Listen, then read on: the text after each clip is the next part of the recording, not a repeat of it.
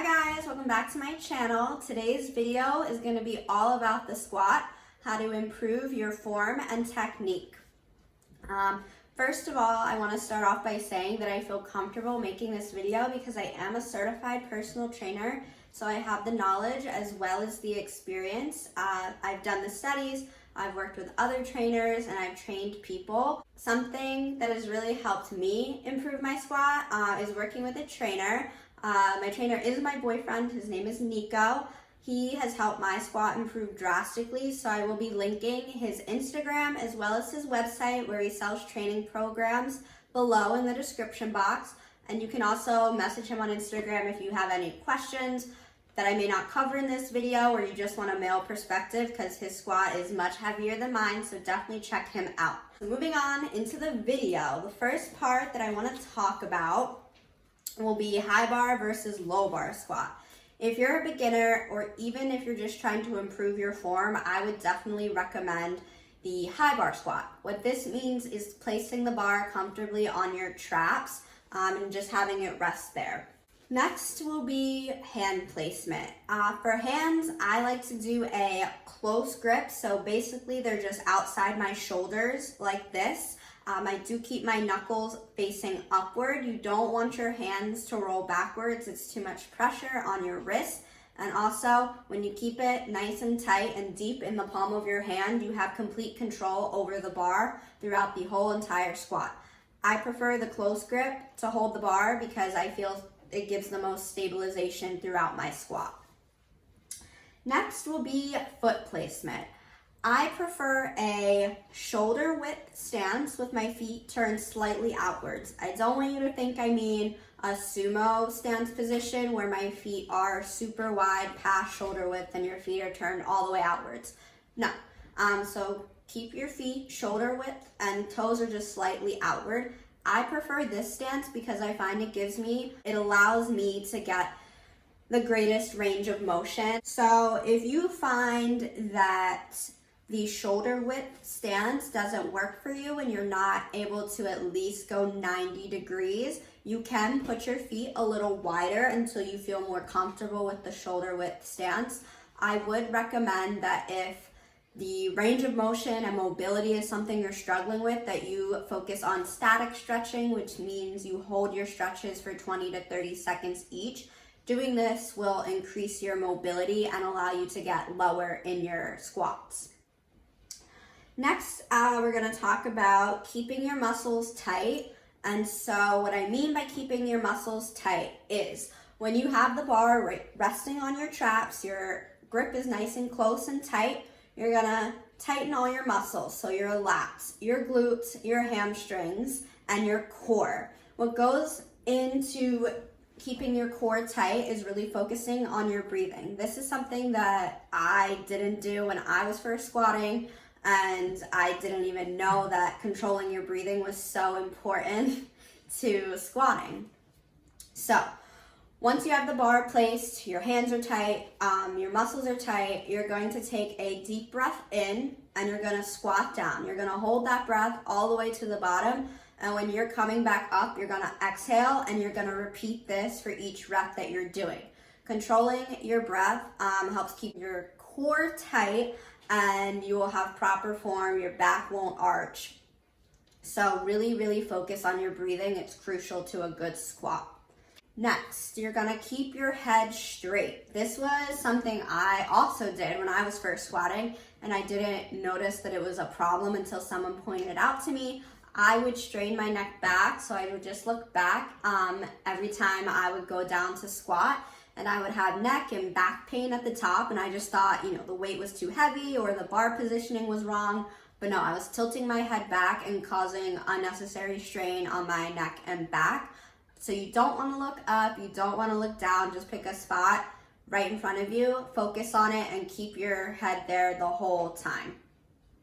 Next, some cues for, pushing back up is you are going to push through the middle of your feet. You may have heard people say push through your heels, but when people think this and hear this, they put all the weight in their heels, and this may cause them to lean backward or lose control over the bar and ruin their squat. So when you're down there, focus on pushing through the middle of your feet and coming up in one fluid motion. Whenever you're coming back up, your squat should be one complete motion, all of your body's coming up at once. If your butt is coming up first, you're doing it wrong. So really focus on using your feet and your glutes to push back up and coming up at once. Next, let's talk about depth of your squat. So, to be doing a complete squat, you need to be at least going 90 degrees, which just means, your knees are at a right angle. If you can go any lower, with proper form, that's great. But to at least do a full rep, and especially if you're beginning, focus on hitting that 90-degree mark.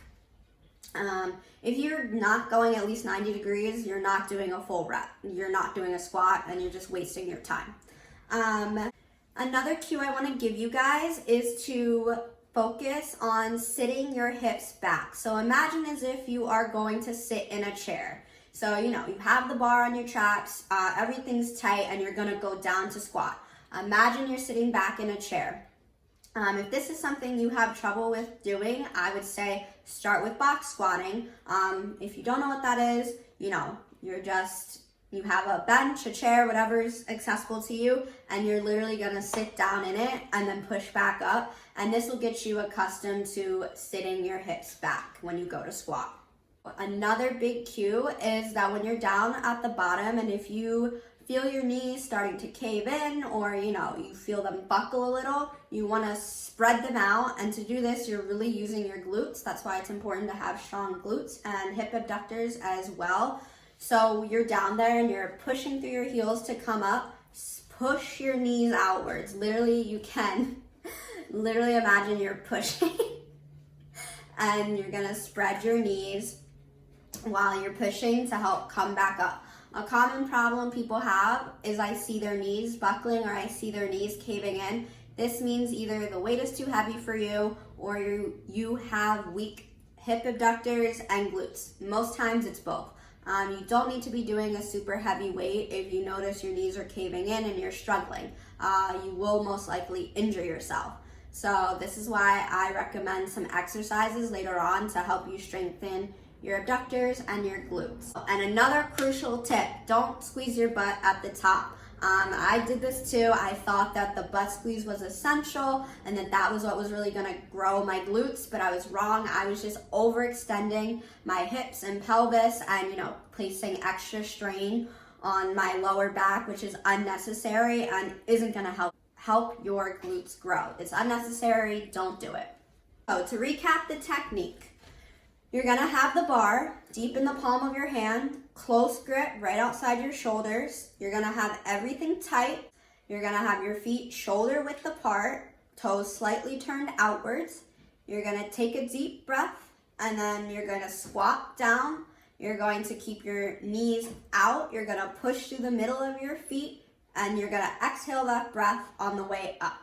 Now I'm just gonna give you some tips to help you increase your squat and help with your form. So my first tip is to do 2 leg days per week.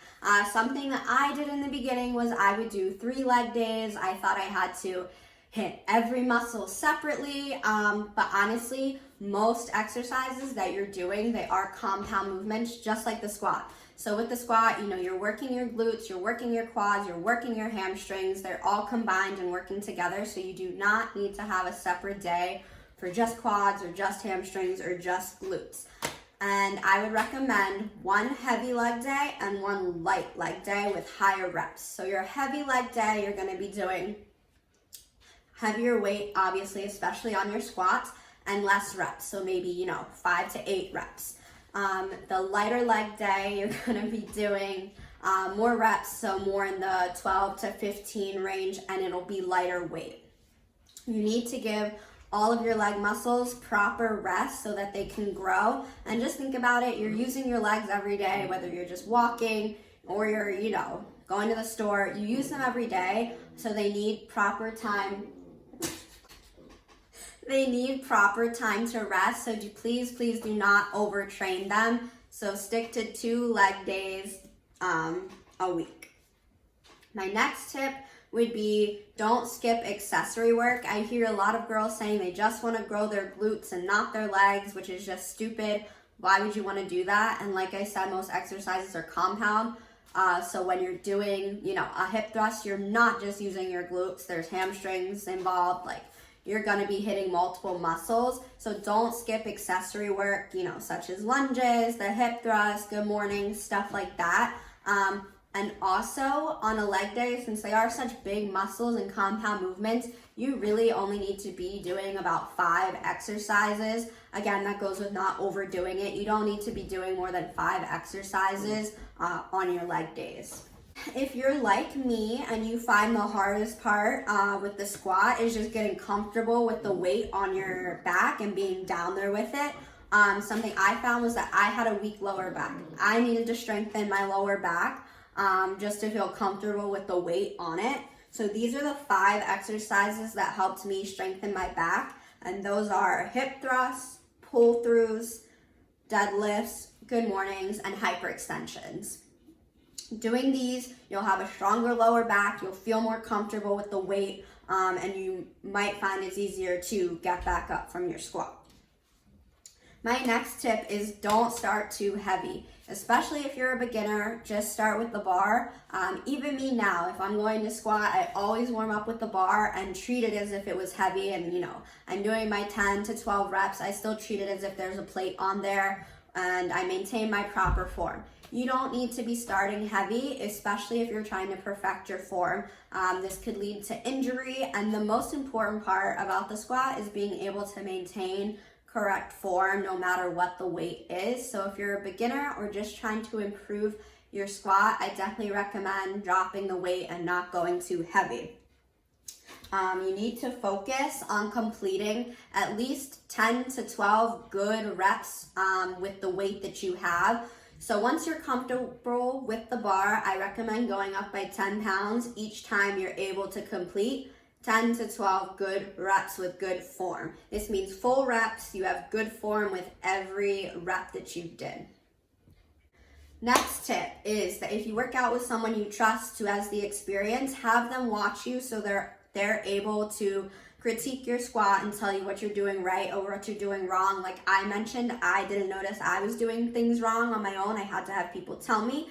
So if you work out with someone you trust, have them watch you. If you don't work out with someone and you work out alone, record yourself, because I don't want you to focus on just looking at your feet or, looking at yourself in the mirror. Of course, you're gonna, focus on your form, but I don't want you to just be staring at yourself and thinking about how heavy it is. It's just too much.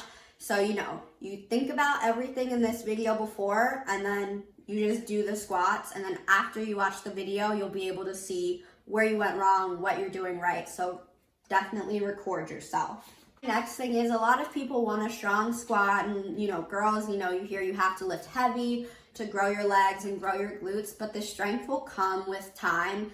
Like I said earlier, you don't want to just jump into a heavy weight because you think that's what you need to be doing. Consistency, so squatting the 2 times a week and then going up in weight each week when you're ready will definitely increase your strength over time. It's a process. You may not see results right away. It's going to take time, like I said. So don't worry about, I have to be doing this weight. I need to be going heavier.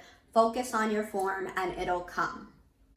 That's going to conclude today's video. I went over everything that I have found works for me and my squat, and the experience that I have and working with other trainers. Everything I've implemented and has helped me increase my squat form and strength has been mentioned in this video, so I hope you found it helpful. If you do have any other questions, feel free to leave a comment below and I will write you back.